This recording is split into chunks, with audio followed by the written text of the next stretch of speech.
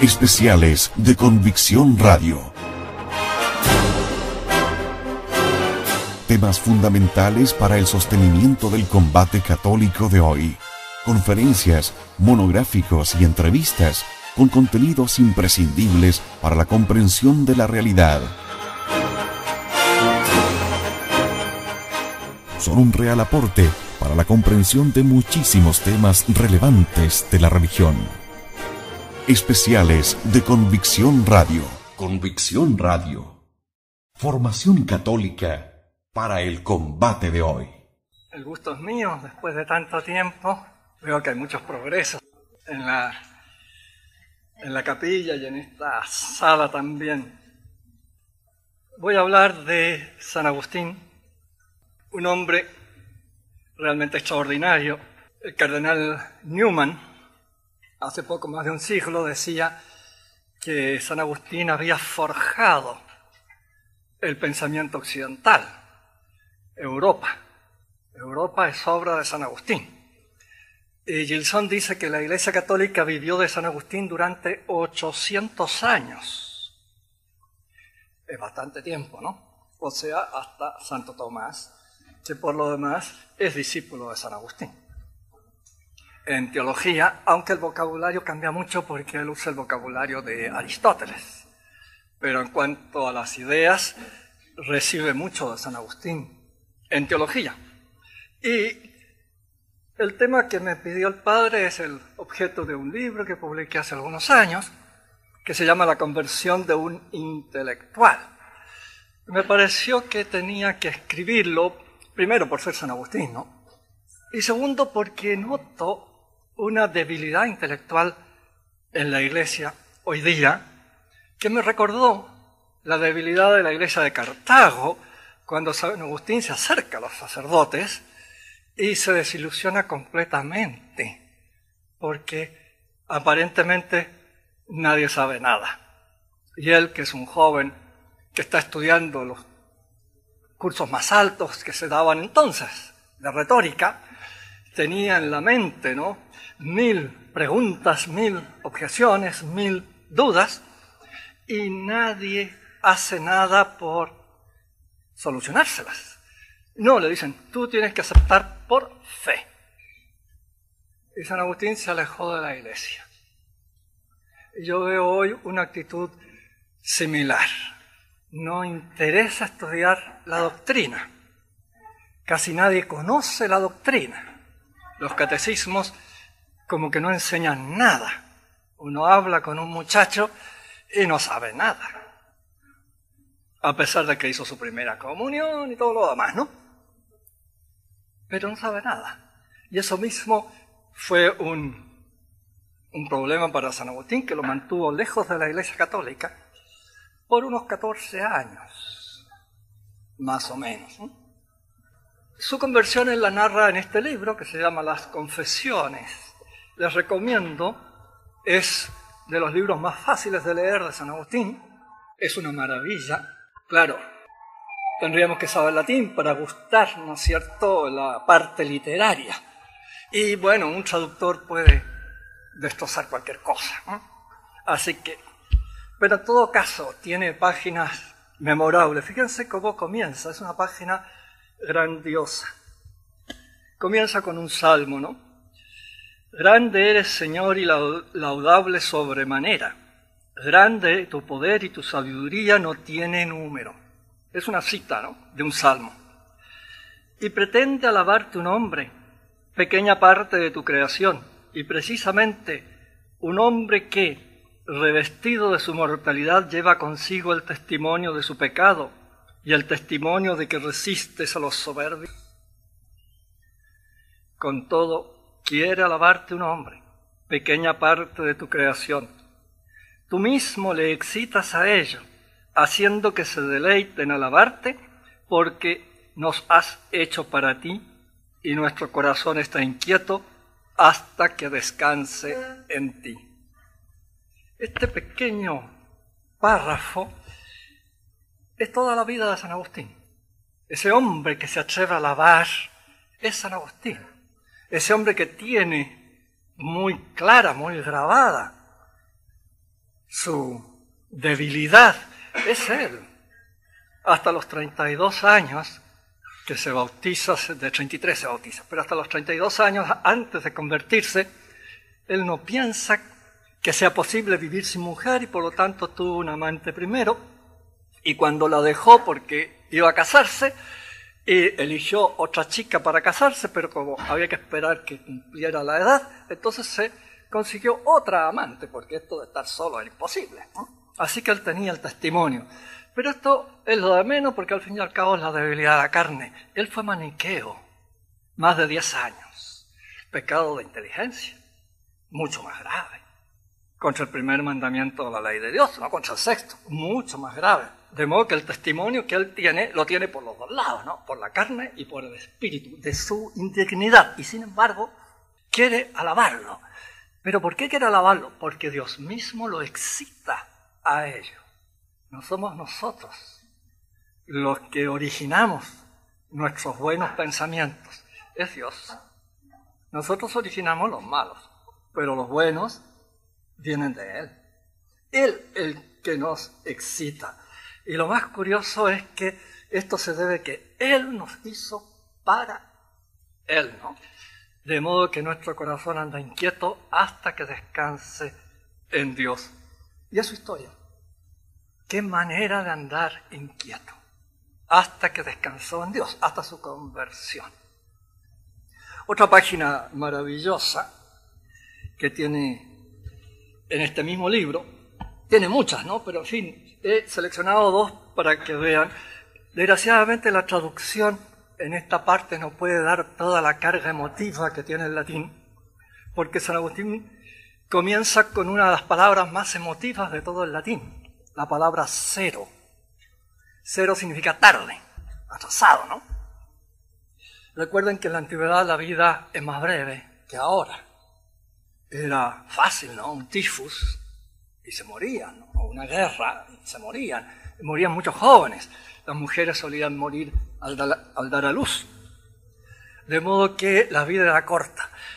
De tal manera que lo que más temía un romano era perder la oportunidad, por no darse cuenta que ahí estaba. Y entonces venía ese dolor terrible. Tarde me di cuenta. Cero. Esa palabra entonces está cargada emotivamente de un modo extraordinario en latín. Y San Agustín, después de contarnos el itinerario que lo lleva a Dios intelectualmente, claro está, termina diciendo, vamos en el libro 10. Tarde te amé, hermosura tan antigua y tan nueva, tarde te amé. Y he aquí que tú estabas dentro de mí y yo fuera. Y por fuera te buscaba, y deforme como era me lanzaba sobre estas cosas hermosas que tú creaste. Tú estabas conmigo, mas yo no lo estaba contigo. Reteníanme lejos de ti aquellas cosas que, si no estuviesen en ti, no serían. Llamaste y clamaste y rompiste mi sordera. Brillaste y resplandeciste y fugaste mi ceguera. Exhalaste tu perfume y respiré, y suspiro por ti. Gusté de ti y siento hambre y sed. Me tocaste y abracéme en tu paz. Va a encontrar paz interior San Agustín cuando se convierta, pero entonces no la va a encontrar exterior. Fue perseguido por la calumnia, como todo hombre santo, ¿verdad? A veces dicen, esta persona es tan buena que no tiene enemigos. Será bueno para el pan, digo yo, porque si no tiene enemigos, bueno no es. Si es bueno, tiene que tenerlos. Y los tuvo tanto San Agustín que cuando querían elegir al obispo de Hipona, porque había muerto el obispo, hubo algunos candidatos y entre ellos Agustín. En aquella época esto se hacía en la iglesia, un poco por aclamación, ¿no? Y se paró una mujer y dijo que Agustín no podía ser obispo porque era su amante. Así, por las buenas. ¿Cómo sería la virtud de San Agustín que nadie le creyó? Porque estas cosas se creen siempre, ¿no es cierto? Claro. Pero en el caso de San Agustín no creyeron y eligieron obispo a San Agustín. Y después lo acusaron tantas veces de ser maniqueo en secreto. Y por eso tuvo que seguir escribiendo las confesiones que habían terminado en el capítulo 9. Y luego agregó los últimos, digamos, capítulo no, libro. El libro 9, los últimos libros para sacar esa calumnia que le decían que era maniqueo. Y por eso hace todo un estudio del Génesis, en que demuestra claramente que no es maniqueo. Pero lo fue. Y lo fue durante mucho tiempo. Ahora, entremos en el tema de la conversión de San Agustín y vamos a distinguir 3 conversiones. Y si fuéramos muy exigentes podríamos decir 5, pero entonces ya parecería veleta, ¿no? Se anda dando vuelta para todos lados, ¿verdad? Y no es así, en realidad es una sola. Porque es una actitud que toma desde un comienzo. Pero como no haya la verdad, estas criaturas retenían más lejos de ti, dice San Agustín, ¿verdad? Y por eso es que el camino es muy tortuoso. Pero la actitud fundamental es desde el comienzo. Podríamos decir que San Agustín es como un ejemplo de magnanimidad extraordinario. Palabra yo sé que ya no existe en castellano, y no sé por qué no hay ninguna equivalente. Es lo que en inglés se dice ambitious, ambicioso, pero para nosotros un ambicioso es un vicio. En cambio, en inglés la ambición no es un vicio, es una virtud. La palabra es magnanimidad en castellano. Es decir, esa persona que tiene que hacer algo grande. No se puede quedar en poco. No se conforma con esa dorada medianía. No puede ser mediocre. San Agustín es tan caudillo que cuando se hizo maniqueo arrastró a todo el mundo al maniqueísmo, salvo a su mamá. Su mamá sí que no, esa no la pudo mover, por algo hoy día es Santa Mónica. Tenía algo muy especial esa mujer. Según todas las viejas de la zona, digamos así, tenía un elixir, porque era la única a la que no le pegaba a su marido. Y eso que su marido, Patricio, era bastante aficionado al tinto. Y al otro también, ¿no? A los dos. Entonces no podían entender. Tiene que tener un elixir, tiene que tener algo, porque esto tiene que ser magia. Efectivamente, nunca le pegó Patricio, dice San Agustín por lo menos, que era el hijo mayor, así que estaba más cerca de los comienzos, ¿no? En cambio, las otras sí, eran golpeadas con bastante frecuencia. De modo que tenía algo especial. Cuando después se hace católico, arrastra a todo el mundo a la iglesia. Salvo que da la duda si el conde Romaniano lo siguió, que fue el que le pagó los estudios a San Agustín. Y que, claro, ya estaba viejo cuando San Agustín cambia, y por eso él no quiere cambiar. Y hubo varios que le costó cambiarlos, sacarlos del maniqueísmo. Es increíble, cuando uno estudia un poco el maniqueísmo, dice, ¿quién fue el idiota que dijo que esto era cristiano? Porque realmente no tiene nada que ver con el cristianismo. Y sin embargo es una iglesia cristiana, con obispos, con iglesias, con monjes, con todo. Y se extendía desde España hasta la India, imagínense. La extensión de esta iglesia era enorme. Pero de cristianismo allí no hay nada. Bueno, ¿cuántas iglesias cristianas hoy día de cristianos no tienen nada, verdad? Y se dicen cristianas, ¿no? Claro, todas las iglesias cristianas que hubo antes de la invasión de los bárbaros desaparecieron. Una manera fácil de saber cuál es la verdadera iglesia es fijarse en eso. Entre el siglo V y X desaparecen todas las iglesias que había ahí. Imagínense ustedes que San Epifanio nos da una lista de, no sé si 300 o 400 iglesias distintas, cristianas pero no católicas.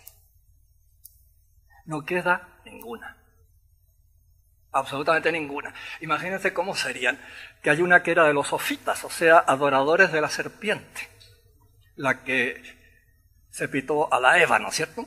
De esa serpiente, imagínense, y se consideraban cristianos los tipos. increíble, ¿no? Los sofitas eran esos. Bueno, y hay cada caso. Volvamos a San Agustín. Cuando él comienza a estudiar en Cartago, financiado por un amigo de su padre, justo cuando muere su padre, ¿no?, que es el comes, o sea, conde podríamos decir, o sea, mejor un gobernador, ¿no?, gobernador de esa provincia, la provincia africana. Él le financia los estudios. Además, San Agustín aprendió mucha astrología y ni corto ni perezoso hacía horóscopos y cobraba caro por los horóscopos y con eso se mantenía. Así que era pillín también, ¿no? Si no, no era nada de lerdo. Hacía muchas cosas al mismo tiempo. Fue a las iglesias en Cartago, pero no a misa, ¿no? A mirar chiquillas, pues, ¿no? Y de ahí sacó su amante. Sí, las tenía todas. No era nada de santo. Bueno, además en esa época era normal que los chiquillos tuvieran un amante porque no se casaban hasta después de los 30, de todas maneras, ya que el matrimonio era monogámico e indisoluble, de modo que el matrimonio se había convertido un poco en un negocio, ¿verdad?, en una cosa muy seria, y para entretenerle, pasarlo bien, había que no casarse, de tal manera que demoraban lo más posible el matrimonio, hasta bastante después de los 30 años, y antes se dedicaban a ir a la Bartola, ¿no? Pero San Agustín no, porque fue fiel a esa chiquilla, tuvo un hijo con ella. Después, claro, la doctrina maniquea prohíbe tener hijos, así que evitó los hijos. No sé con qué artes en aquella época, pero siempre ha habido artes para eso, ¿no? De modo que no tuvo más hijos que uno solo. Al final no se pudo casar con ella porque no eran de la misma clase social. Él era de la nobleza del imperio, de la familia Aurelia, por eso se llamaba Aurelio Agustín. En cambio, la otra no, entonces no podían casarse. Se fue a un convento, él se consiguió una piorena mientras crecía su novia, digamos, ¿no?, que tenía 13 años, y él tenía 32. Vaya, matrimonio, ¿no? Bueno, así eran las costumbres de la época. Está estudiando en Cartago, tiene 18 años, 19 años, y el profesor le da a leer sobre todo Cicerón, y uno de los libros de Cicerón que le da a leer es el Hortensio. Diálogo, por desgracia, se perdió. El Hortensio es una exhortación a la filosofía, una especie de introducción, pero más que introducción es una exhortación. Escrito por Cicerón, y Cicerón ahí explica un poco las distintas escuelas griegas, explica un poco la moral estoica, que es la que él sigue, pero sobre todo exhorta a filosofar. Y hay un argumento muy sencillo, muy simple, que despertó el genio filosófico de Agustín.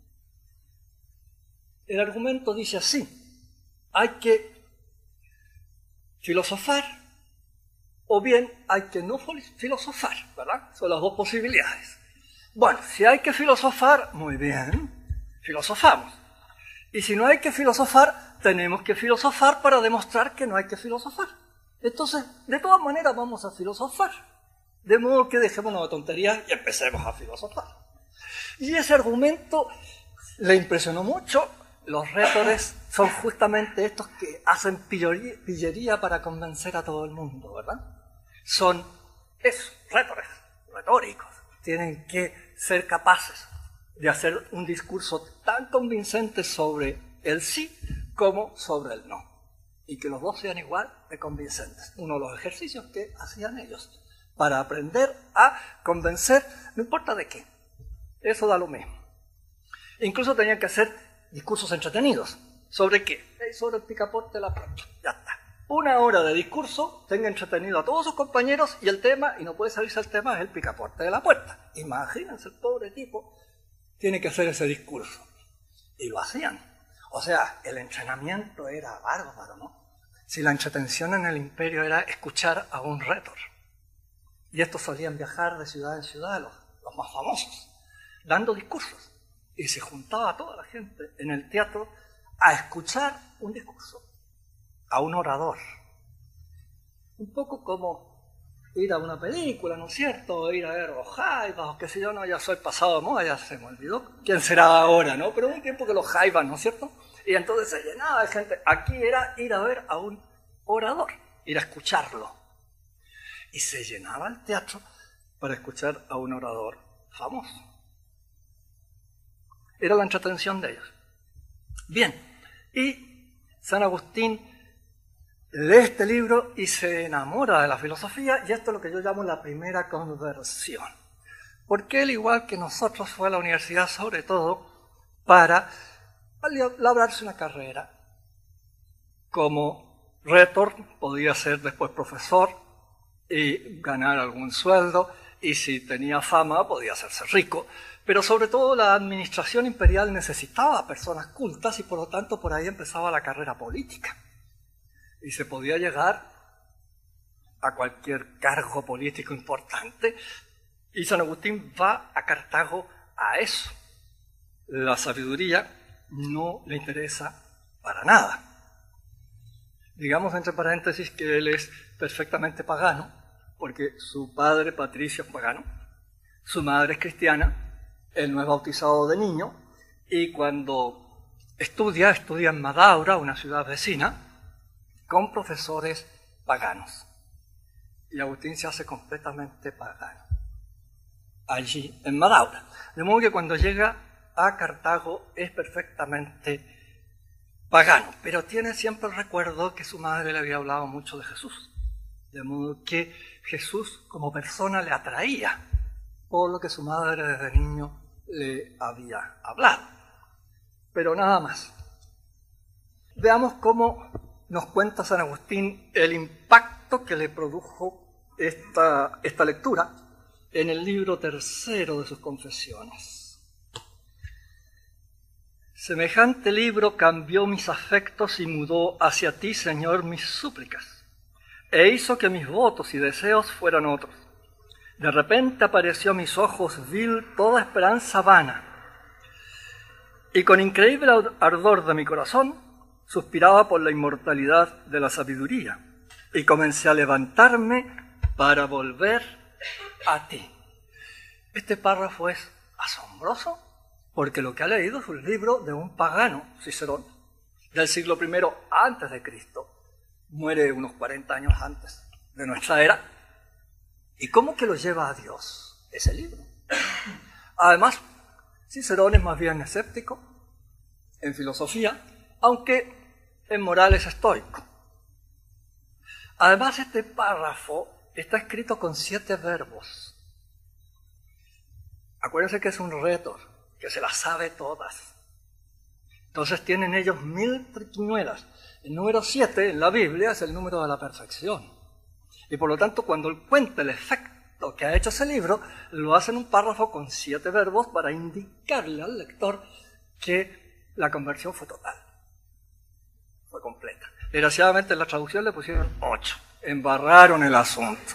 El que tradujo no era rétor, claro, no me cabe la menor duda, puso 8 verbos. No, el latín trae 7. Y fíjense con qué ingenio está hecho. En la primera frase pone el comienzo y el fin. Dice, semejante libro cambió mis afectos. Ahí viene la conversión, ¿no? Cambió mis afectos y mudó hacia ti, Señor, mis súplicas, hacia Dios. Pero ese es el punto final, que va a ocurrir 14 años después. Hay 14 años entre la lectura y el bautizo, o digamos la conversión, que fue un año antes, ¿no? De repente apareció a mis ojos vil toda esperanza vana. Vuelve atrás, ¿no es cierto? Y explica cómo mudó sus afectos. En todo lo que él creía le pareció vano. Una de las cosas que enseña Cicerón es que la felicidad solo la posee el sabio, porque el sabio es el único que goza de algo que nadie se lo puede quitar, la sabiduría. De modo que si alguien quiere ser feliz, tiene que primero ser sabio. Solo el sabio es feliz. Y no solo es feliz, sino que además nadie le puede quitar la felicidad, porque ¿cómo le van a robar la sabiduría, no? Si la tiene adentro. Entonces todo lo otro le pareció vano, ¿no? Y con increíble ardor de mi corazón suspiraba por la inmortalidad de la sabiduría. Esto es lo que le plantea Cicerón, la sabiduría. Pero no olviden ustedes que la sabiduría es un nombre de Dios. Y por eso el obispo, cuando recuerda esto, él mira sub luce eternitatis, como se dice, ¿no? Bajo la luz de la eternidad, como Dios mira. Era Dios el que estaba detrás de Cicerón llamándolo. ¿Se acuerdan? Llamaste y rompiste mi sordera, ¿no? Lo llama a través de Cicerón. Este amor por la sabiduría. Y comencé a levantarme para volver a ti. Y comencé a levantarme. Claro, le va a costar 14 años levantarse. Desde los 18, suponemos, hasta los 32. En un pequeño párrafo, ¿no?, nos cuenta otra vez toda su historia. Es increíble cómo lo hace, ¿no? Bien, decide entonces encontrar la sabiduría, pero ¿dónde? Porque Cicerón no dice dónde está. Él sí, en ética se inclina por los estoicos, pero en lo demás, con bastante displicencia, trata los temas. Y es un chico de 18 años, ¿no? Y se acuerda de Jesús y entonces toma la Sagrada Escritura y va a leer. La Sagrada Escritura no nos dice qué, pero el libro se le cayó de las manos. Para entender esto, hay que recordar que toda la formación en aquella época era clásica. Tan clásica era que los muchachos eran obligados a hablar como hablaba Cicerón, o sea, 4 siglos antes, como si a nosotros nos hicieran hablar con la lengua del Quijote, como que a los chicos en el colegio todos tienen que hablar vuesa merced y qué sé yo, ¿no es cierto?, con las palabras del Quijote. Ese era el latín que ellos estudiaban. Incluso dice San Agustín que si uno decía homo, recibía un huascazo. Claro, porque la lección se daba con la mano extendida y el profesor con una varilla. Y cada error, ¡za!, en la mano. De tal manera que vaya a dar la lección era cosa seria. Y si decía homo, ¡za!, huascazo. Porque hay un H, entonces hay que decir homo. Porque así se decía en el siglo I a.C., ahora no. Estudiaban griego al mismo tiempo, pero lo estudiaban en Homero. Imagínense ustedes como que un alemán fuera a estudiar castellano en el poema del Cid en su lengua original. ¿Y para qué le servirá eso? Digo yo, ¿no?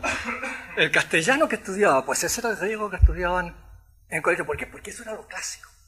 Por supuesto que el griego de Homero no lo hablaba nadie en la época de San Agustín, pero todos lo estudiaban en el colegio. En Atenas y en Roma, igual. Todo tenía que ser clásico. ¿Y qué ocurre? Él lee una Biblia escrita en latín vulgar, no en latín clásico. Y el latín clásico es realmente maravilloso. Si ustedes quieren hacerse alguna idea de lo que es el latín clásico, sin necesidad de estudiar latín clásico, ¿no?, lean a Góngora. El poeta Góngora, ¿qué hace? Hace versos con palabras castellanas, pero siguiendo algunas pautas del latín clásico. Y por eso es que es tan difícil entenderlo. Y la gracia estaba en que fuera difícil entenderlo. Por eso es que el verbo va al final. El verbo que me abre todo el sentido de la oración puede estar 5 líneas más abajo de lo que yo estoy leyendo. Y mientras no llegue a ese verbo, no entiendo. Y entonces, mientras más complicado, ¡ah, bravo, aplausos! ¡Qué maravilla!, ¿no?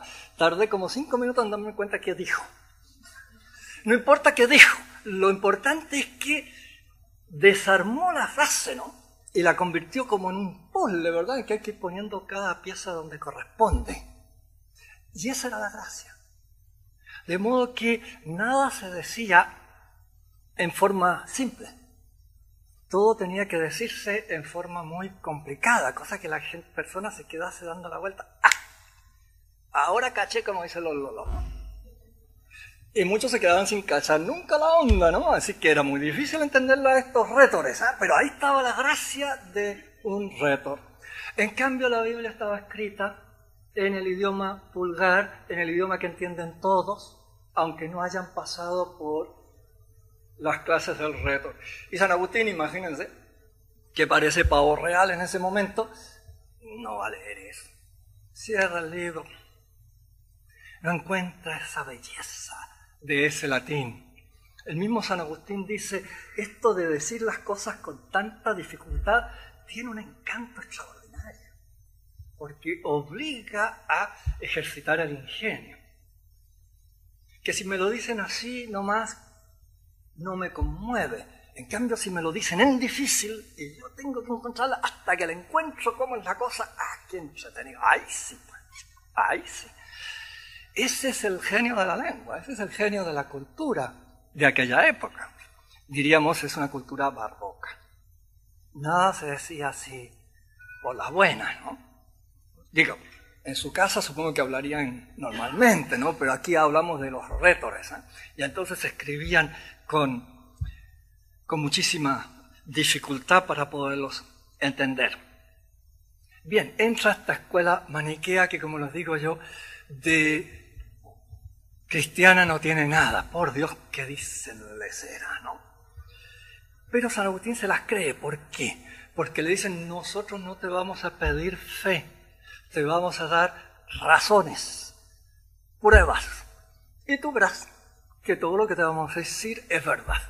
Y dice San Agustín que usan la palabra verdad y la usan, y la usan, y la usan. Y él, lo que había adquirido, su conversión fue eso, ¿no? Conversión a la sabiduría, a la verdad, pero que se demuestra racionalmente. Podríamos decir, es un racionalista avant la lettre. Y en la Iglesia Católica no encontró nadie que supiera.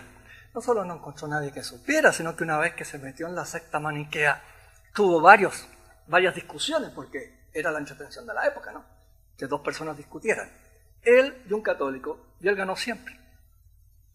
Incluso llegó un obispo y Santa Mónica agarró al obispo, por favor, discuta con mi hijo Agustín, y el obispo no se atrevió. No se atrevió a discutir con San Agustín, y San Agustín era un mozalbete. Pero es que estudiaba, sabía, hasta ganó un premio en Cartago, el premio al mejor rétor de la época, no sé, un premio literario, no sabemos bien en qué consistió. Y fue una suerte porque se lo dio Vindiciano.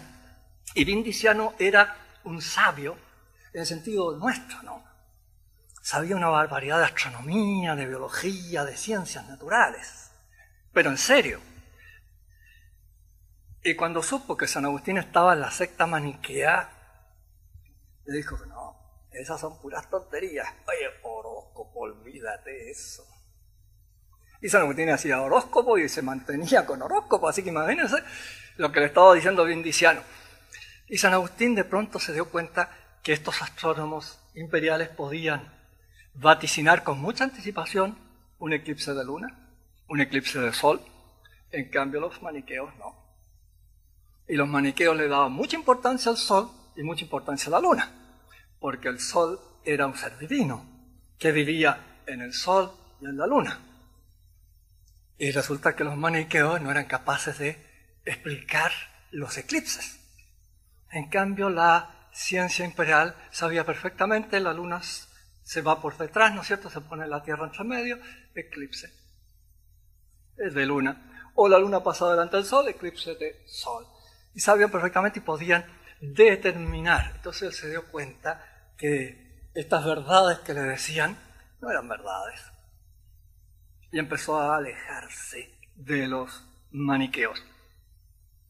Y se va a Roma, y en Roma va a ganar un concurso importantísimo, la Plaza de Milán, y va a ser el rétor oficial en la Plaza de Milán. Y tan importante es que cuando llega el emperador, primero llegó el comandante de las tropas, un tal Bautón, y el discurso de recepción lo hace Agustín. Y después llega el emperador Valentiniano II, y el discurso de recepción de la ciudad lo hace Agustín. Y ahí sufrió mucho porque era un niño de 12 años, y tenía que contar las proezas de este niño de 12 años. ¿Qué proezas voy a contar? Bueno, encontró algunas, no sé cuáles, y hizo el discurso. Pero pasó una vergüenza, porque fue una sarta de mentiras nomás lo que dijo en el discurso. ¿Qué podía decir de un niño de 12 años a quien no había visto nunca, que venía de Roma, pero era emperador? En realidad, el emperador era la mamá de ese niño, que era arriana, y chocó con San Ambrosio, y ahí hubo toda una pelea extraordinaria entre San Ambrosio y esta mujer por la iglesia de San Ambrosio. Y ganó San Ambrosio, ¿no? Pero no solo ganó San Ambrosio, sino que también él era considerado el mejor rétor de la ciudad, y San Agustín dijo, bueno, si este hombre es el mejor rétor, yo tengo que ir a escucharlo. Porque como yo soy el profesor de retórica, el número 1 de la ciudad, y aquí todo el mundo dice, el mejor orador es Ambrosio, pues yo tengo que ir a ver qué tipo de oratoria tiene este hombre. Y fue a verlo, sin importarle un rábano la Iglesia Católica, a la que despreciaba, porque fe, no hay razones, no hay nada ahí. Los maniqueos le habían enseñado una serie de calumnias sobre la Iglesia Católica. Los maniqueos, imagínense ustedes, eran materialistas. Para ellos Dios era la luz y el diablo era la tiniebla. Imagínense que andaban perdidos los tipos, ¿no? Pero la tiniebla considerada como un ser físico, la luz considerada como un ser físico. Por eso uno de los seres divinos que ha formado la luz es el sol. Y por eso es que está luminoso. Es un ser divino, adorado en el sol. Bueno, San Agustín va a escuchar a San Ambrosio y ahí empieza a darse cuenta que muchas cosas que dicen los maniqueos sobre los católicos son falsas. San Ambrosio, sin intentarlo siquiera, le empieza a romper una serie de teorías que se suponía que los católicos enseñaban, y resulta que San Ambrosio no las enseña, sino todo lo contrario. Por ejemplo, cuando en el Génesis se dice que el hombre fue creado a imagen y semejanza de Dios, entonces los maniqueos decían, los católicos piensan que Dios tiene brazos, piernas, nariz, boca. ¡Qué ridículo! Claro, eran materialistas. Y San Ambrosio le dice que no. San Ambrosio dice que la semejanza está por el espíritu. Pero San Agustín no sabía lo que era el espíritu. Porque la palabra espíritu significa aire, ¿no es cierto? Soplo, brisa. En griego es igual, neuma. Por eso una cosa llena de aire la llamamos neumático todavía hasta el día de hoy. ¿Verdad? Claro, porque neuma es eso, aire. Entonces, ¿cómo es esto? ¿El hombre es aire? No, no puede ser. ¿Y por qué es aire el hombre? ¿Se parece a Dios que también es aire? No, no, esto no puede ser. San Agustín fue lo suficientemente inteligente para darse cuenta de que él no entendía la palabra. ¿En qué sentido la usa Ambrosio? Y aquí comienza la segunda conversión, cuando trata de averiguar y va a hablar con Ambrosio. Y a Ambrosio no le da ni la hora. Pero es increíble esto. Porque imagínense, él es el profesor número 1 de toda la ciudad. Ciudad que es la capital del imperio todos los veranos. Porque como los bárbaros ya estaban muy cerca, había que salirles al frente. Porque si no, los bárbaros se dedican a hacer lo que tienen costumbre de hacer, ¿no es cierto? Se dedican a hacer barbaridades, lógico. Si son los bárbaros, se dedican a hacer barbaridades. Entonces tenían que salir el emperador con las tropas a atajarlos. De modo que Milán era importantísima todos los veranos. Tenía a toda la corte ahí. Y el primer profesor es Agustín. Bien, y Agustín quiere consultarle a Ambrosio estas cosas y entra a la habitación donde está Ambrosio, y Ambrosio está leyendo un gran rollo ahí, con los ojos clavados, y San Agustín se para al lado de él, pero no se atreve a interrumpirlo, claro, el señor obispo, además, Ambrosio era de la más alta nobleza imperial, y varios años mayor que San Agustín. Bueno, entonces, callado el loro. Y Ambrosio se queda la hora entera, sin moverse, estudiando su texto, y no le dice nada a Agustín. Y Agustín va 2 veces, va 3 veces, y no hay caso. Ambrosio no levanta la vista del libro. Queda muy intrigado Agustín con esto, ¿no? Pero aprende la lección. Ambrosio sabía perfectamente que Agustín estaba ahí, ¿no? Si no era ciego, ni sordo tampoco. Pero sabía que era peligrosísimo porque había ganado todas las discusiones, ¿verdad? Pero además lo que le faltaba a Agustín era estudio. Si no se puede llegar a la verdad así, de un voleo, con un raciocinio cortito, ya está, con un discursito poco. No. Hay que meditar.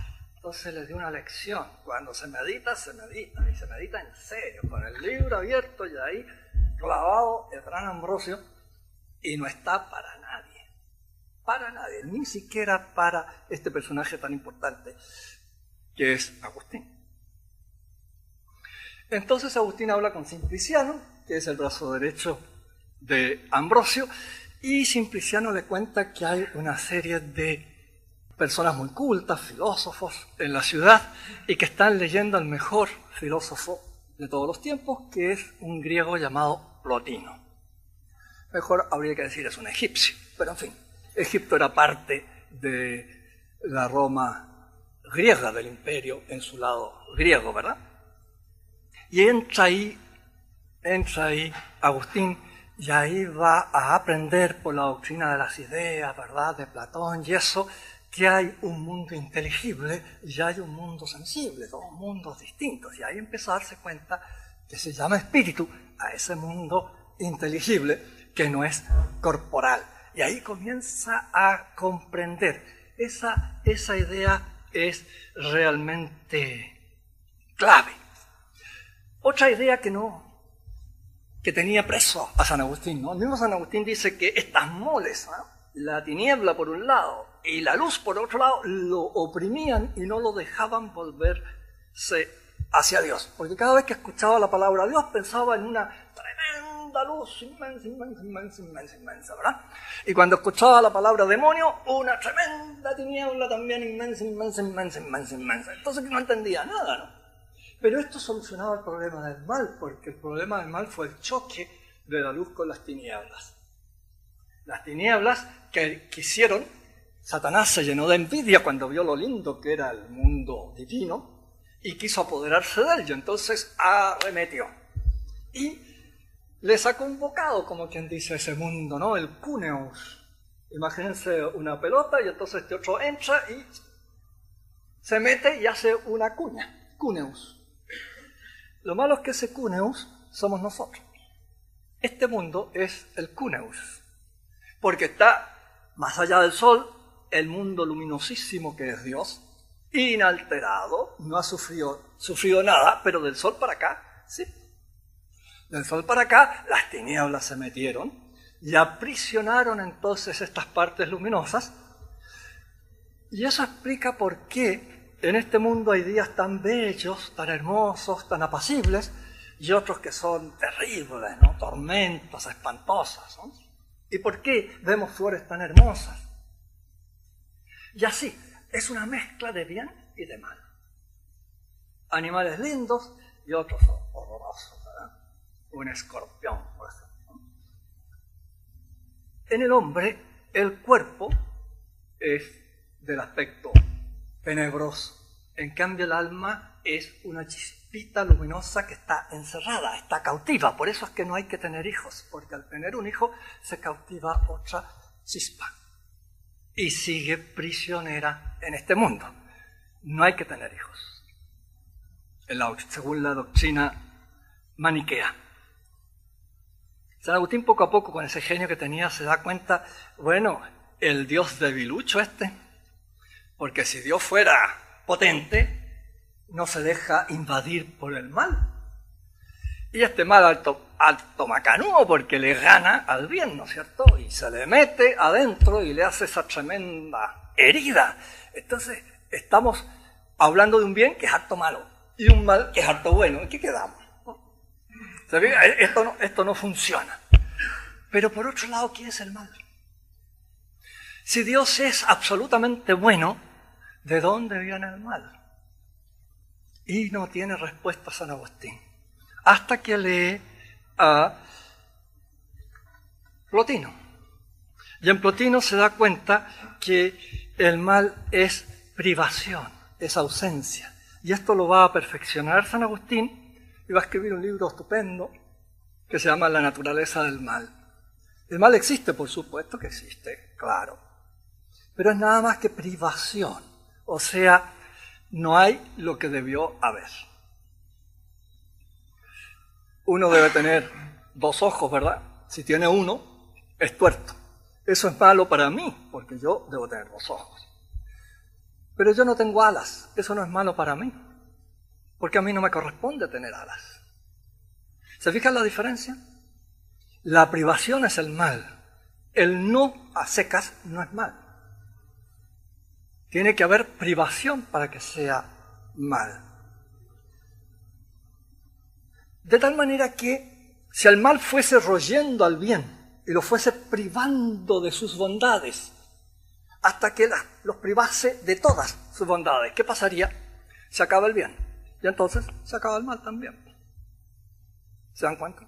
El mal no puede triunfar nunca sobre el bien, y si triunfa, se extermina, porque él es nada más que privación. Como quien dice, en mi chaqueta hay un hoyo. Hay un hoyo porque hay chaqueta. Pero si el hoyo crece y termina la chaqueta, ya no hay hoyo. ¿Verdad? El mal es eso, es un hoyo, nada más. El mal es privación. Entonces se da cuenta que la tiniebla es un mal. ¿Qué va a ser un mal? Por lo más para dormir es lo más bueno que hay. ¿Verdad? Entonces es cosa de aprenderle, ¿no? Un maniqueo le dice, pongo un escorpión en tu mano y la vas a quitar la mano, ¿verdad? Y lanzar lejos el escorpión. ¿Ves cómo existe el mal? Y San Agustín dice, no, el escorpión es un animal fantástico. Fantástico. Ahora, que a mí me hace mal, ese es otro cuento, ¿no? Pero que en sí es un animal extraordinario, es extraordinario. Ahora, ¿por qué Dios creó al escorpión? Y yo qué sé. Yo no sé por qué Dios creó al escorpión, pero que el escorpión es un animal maravilloso, sin duda, sin duda. Pero que a mí me hace mal, si me pica, claro que me hace mal. Otra cosa aprendió con Plotino, el éxtasis. El éxtasis. Plotino se convenció que nosotros vivimos en la región de la desemejanza y tenemos que volver a las hipóstasis divinas de alguna manera, y esa manera es una manera dialéctica partiendo de, por ejemplo, la belleza corporal, para pasar a la belleza humana, que es superior, para pasar a la belleza espiritual, de la inteligencia, que es todavía superior, para pasar a la belleza en sí, que es Dios, que es lo divino. ¿Se fijan en el proceso dialéctico? Entonces, por estos pasos uno se va esforzando en apreciar primero la belleza corporal, luego pasar a la belleza de los seres vivos, sobre todo la humana, luego pasar a la belleza intelectual, a la belleza espiritual, podríamos decir, también de los seres humanos, para luego pensar cómo será la belleza en sí. Y él supone que por este paso se sale uno de su cuerpo, éxtasis, sale del cuerpo, y de alguna manera entra en contacto con la divinidad. Y San Agustín se pone a hacer esto. Y lo intenta varias veces. Y con tanto afán y con tanto interés que pasa por todos los estadios, pero es suficientemente humilde para no engañarse a sí mismo. Plotino cree que llegó varias veces al abrazo con la divinidad y San Agustín se da cuenta que no. A lo que llega sí es al convencimiento de que hay esa belleza, que hay esa bondad, que hay ese intelecto puro, extraordinario, sensacional, pero cae, es rechazado, dice él, usando una palabra que es bien difícil de traducir, reverberaste. Me ensegueciste, ¿no? Y entonces no pude seguir. Y esto lo hace varias veces y no puede. Y se da cuenta entonces que no está preparado. Y sobre todo empieza a darse cuenta que todas las objeciones contra la Iglesia Católica resultaron ser falsas. San Ambrosio resulta ser un tipo genial, un gran intelectual.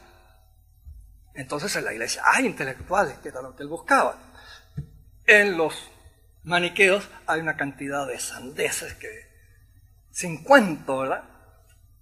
Y sobre todo se da cuenta de que la Iglesia enseña hay un intermediario, y ese intermediario es Jesús.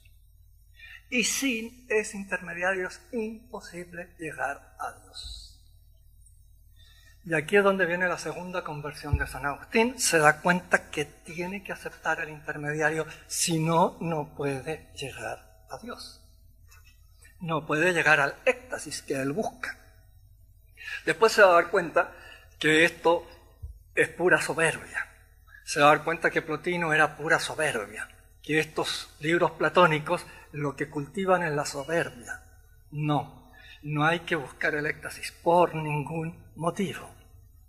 Dios se acercará al que quiera acercarse, pero nosotros somos nadie. Acuérdense lo que he dicho, ¿no? Un hombre, ¿verdad? A pesar de que tiene conciencia de su indignidad, se atreve a alabarte. Es porque Dios lo invita. Y si Dios algún día quiere abrazarlo, pues lo va a abrazar. Pero eso es cosa de Dios. Uno no puede buscarla. Pero en fin, esto lo va a saber 30 años después, ¿no? Ahora todavía no lo sabe. Él busca esto. Pero se da cuenta que necesita el intermediario. Y entonces es cuando se convierte a la Iglesia Católica. Pero es raro esto, porque es una convicción completamente intelectual. Él mismo dice, ya sabía que en tu iglesia estaba la verdad. Pero, había un pero. Y el pero es lo magnánimo que es San Agustín. Fíjense que él nunca aceptó decir que fue maniqueo, porque nunca fue perfecto. Fue solo un oyente. Ellos estaban divididos entre los oyentes y los perfectos. Y como él fue oyente, nunca fue maniqueo. Ahora que se da cuenta que en la Iglesia Católica está la verdadera Iglesia, está la verdad, ahí está el intermediario, pero resulta que el intermediario nos dijo, sed perfectos como vuestro Padre Celestial es perfecto, y esa perfección sea, como quien dice, encarnado en los tres votos: castidad, pobreza y obediencia. Y San Agustín de castidad, nada. Ya lo hemos visto, ¿verdad? Castidad, nada. Entonces se da cuenta que ahí está la verdad, pero él no puede vivir el Evangelio como se debe vivir. O sea, como monje. Y comienza a sufrir terriblemente. La conversión intelectual, digamos, el convencimiento intelectual de San Agustín es alrededor del 19 de junio. Tenemos esa fecha porque en esa fecha ocurren ciertos hechos que me los he callado, ¿no? Y San Agustín los relata, pero como ajeno a ellos. Entonces se ve que no es católico todavía. Y en agosto, en los primeros 10 días de agosto, es la otra conversión. De tal manera que la conversión intelectual fue entre el 19 de junio y los primeros días de agosto. ¿Qué le falta? La conversión moral. Y lo que hoy día se llama conversión de San Agustín es esta tercera conversión. Primero fue el dejar de lado todas las vanas esperanzas, ¿verdad? Y dedicarse solo a la sabiduría. Primera conversión, la lectura del Hortense. Cree que la sabiduría está en los maniqueos y no está. Decepción tremenda. Y ahora se da cuenta que está en la Iglesia Católica. Segunda conversión. Pero no puede vivir como católico. Y entonces va a ocurrir que está con unos amigos en Casicíaco leyendo a San Pablo y llega un señor que no conocían ellos para nada, pero que es importante en la corte imperial. Y cuando él ve que están leyendo a San Pablo, ustedes son católicos, les dice. Bueno, sí, aunque no estaba bautizado ninguno de ellos, pero ya se habían dado cuenta que tenían que bautizarse, ¿no? Y por eso queremos entender qué es lo que dice San Pablo. Y entonces este hombre le cuenta que dos amigos suyos, que eran realmente muy importantes en la corte, salieron fuera de la ciudad y se encontraron con unos monjes anacoretas que vivían en una pobreza absoluta. Quedaron muy asombrados. Y les contaron la vida de los monjes de Egipto, de los anacoretas de Egipto. Y les pasaron incluso un libro que contaba la vida de algunos de estos monjes. Y fue tal la impresión que ellos sintieron que decidieron dejar a sus novias e irse a vivir con estos monjes. Y las novias se hicieron monjas a su vez. Bueno, no les quedaba otra tampoco, ¿no? En fin.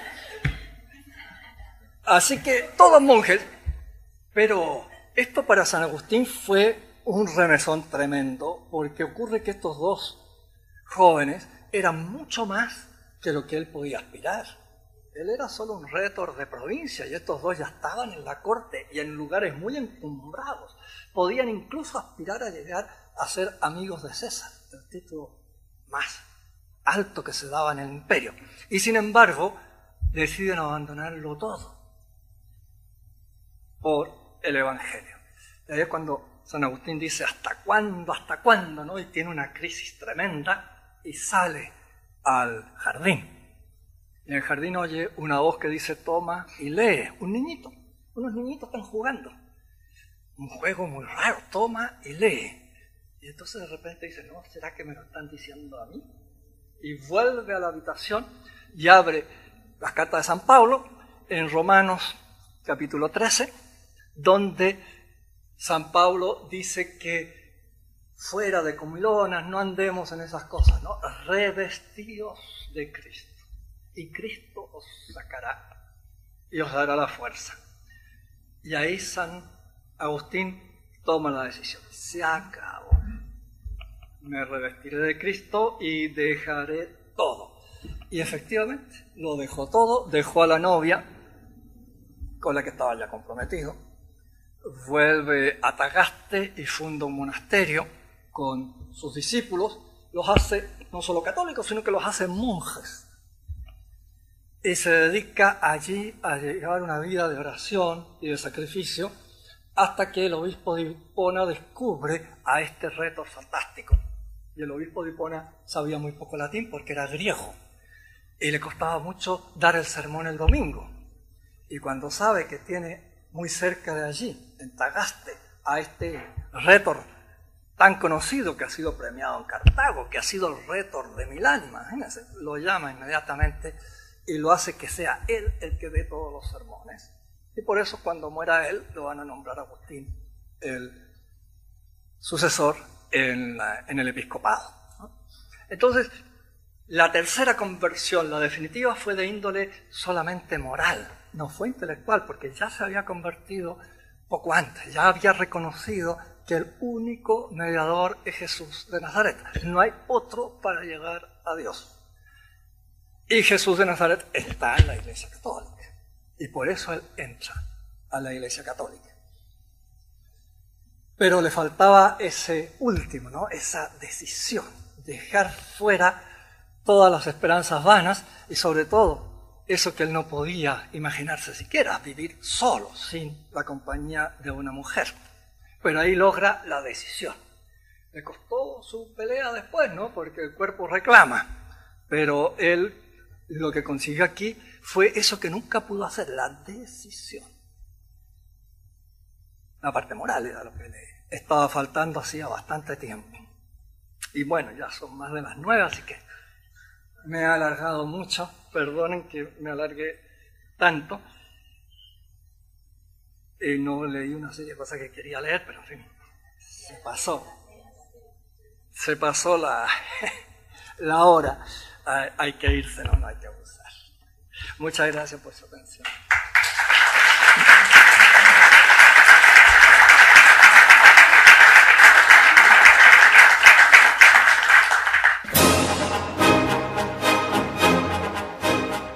Especiales de Convicción Radio.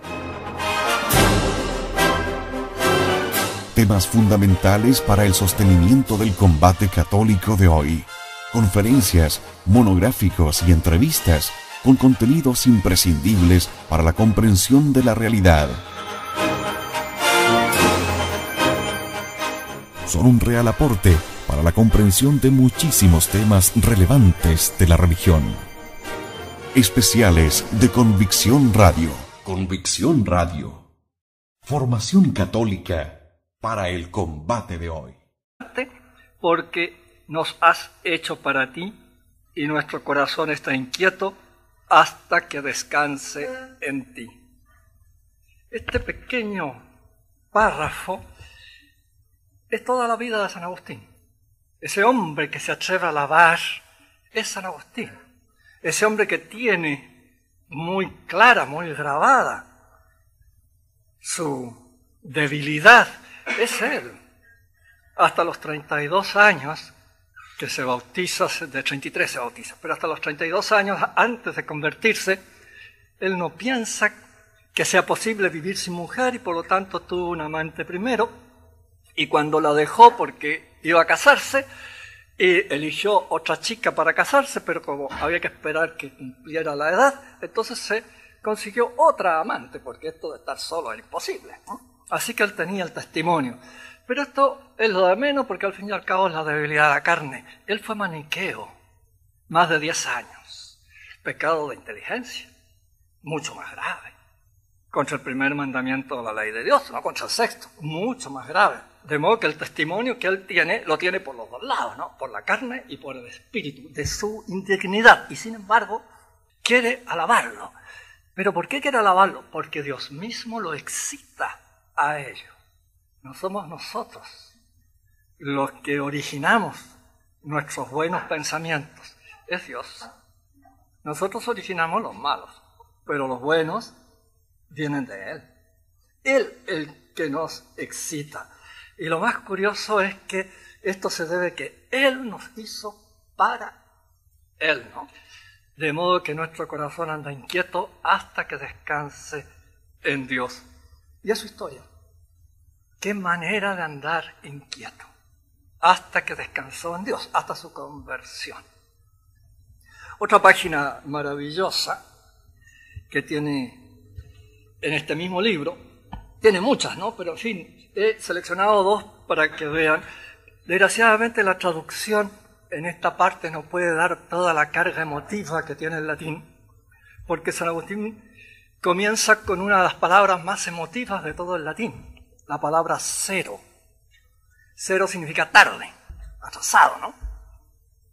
Recuerden que en la antigüedad la vida es más breve que ahora. Era fácil, ¿no? Un tifus y se morían, ¿no? O una guerra y se morían. Y morían muchos jóvenes. Las mujeres solían morir al dar a luz. De modo que la vida era corta. De tal manera que lo que más temía un romano era perder la oportunidad, por no darse cuenta que ahí estaba. Y entonces venía ese dolor terrible. Tarde me di cuenta. Cero. Esa palabra es mucho porque él usa el vocabulario de Aristóteles. Pero en cuanto a las ideas, recibe mucho de San Agustín en teología. Y el tema que me pidió el padre es el objeto de un libro que publiqué hace algunos años, que se llama La conversión de un intelectual. Me pareció que tenía que escribirlo, primero por ser San Agustín, ¿no? Y segundo porque noto una debilidad intelectual en la iglesia hoy día, que me recordó la debilidad de la iglesia de Cartago, cuando San Agustín se acerca a los sacerdotes y se desilusiona completamente, porque aparentemente nadie sabe nada. Y él, que es un joven que está estudiando los cursos más altos que se daban entonces, de retórica, tenía en la mente, ¿no?, 1000 preguntas, 1000 objeciones, 1000 dudas, y nadie hace nada por solucionárselas. No, le dicen, tú tienes que aceptar por fe. Y San Agustín se alejó de la iglesia. Y yo veo hoy una actitud similar. No interesa estudiar la doctrina. Casi nadie conoce la doctrina. Los catecismos como que no enseñan nada. Uno habla con un muchacho y no sabe. Especiales de Convicción Radio. Temas fundamentales para el sostenimiento del combate católico de hoy. Conferencias, monográficos y entrevistas con contenidos imprescindibles para la comprensión de la realidad. Son un real aporte para la comprensión de muchísimos temas relevantes de la religión. Especiales de Convicción Radio. Convicción Radio. Formación católica para el combate de hoy. El gusto es mío, después de tanto tiempo.